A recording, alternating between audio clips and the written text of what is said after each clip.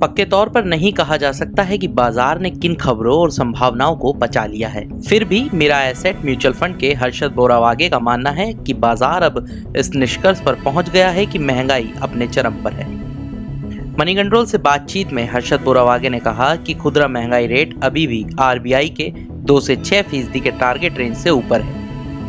ऐसे में आरबीआई अपने रेपो रेट में बढ़ोतरी जारी रख सकता है, लेकिन कमोडिटी की कीमतों में हाल में आई गिरावट और मानसून की अच्छी चाल को देखते हुए अनुमान है कि ब्याज दरों में बढ़ोतरी को लेकर आरबीआई का रुख दुनिया के दूसरे केंद्रीय बैंकों की तुलना में कुछ नरम होगा।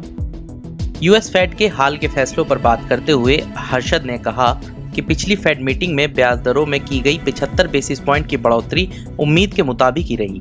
इसके अलावा यूएस फेड के चेयरमैन जेरोम पोवेल ने ग्रोथ में मंदी की बात स्वीकार की है।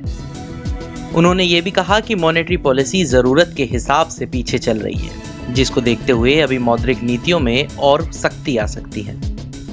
उन्होंने आगे कहा कि कमोडिटी की कीमतों में हाल में गिरावट आई है, ऐसे में आगे महंगाई में कमी आ सकती है।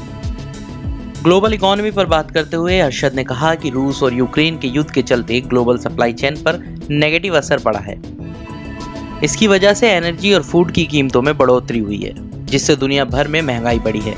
यह स्थिति कब तक कायम रहेगी, इसका हम सिर्फ अंदाजा लगा सकते हैं, लेकिन इतना पक्का है जब तक ये स्थिति रहेगी तब तक ग्लोबल ग्रोथ पर दबाव बना रहेगा।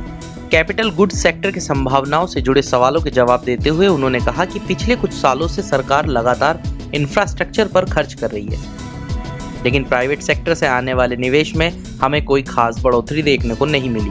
जैसे ही इकोनॉमी सामान्य स्थिति में लौटेगी और इंडस्ट्री यूटिलाइजेशन में सुधार होगा, वैसे ही निजी निवेश बढ़ता दिखेगा। इससे कैपिटल गुड्स सेक्टर को फायदा होगा। इसके अलावा पीएलआई जैसी सरकारी स्कीमों से भी इस सेक्टर को सपोर्ट मिलेगा।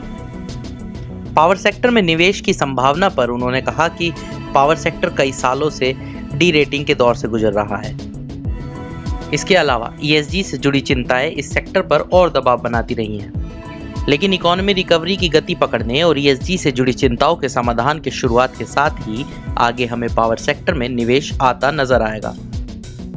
इसके अलावा सरकार ने ग्रीन एनर्जी के लिए काफी बड़े लक्ष्य तय कर रखे हैं, जिसकी वजह से भी पावर सेक्टर में निवेश के अच्छे मौके नजर आ रहे हैं।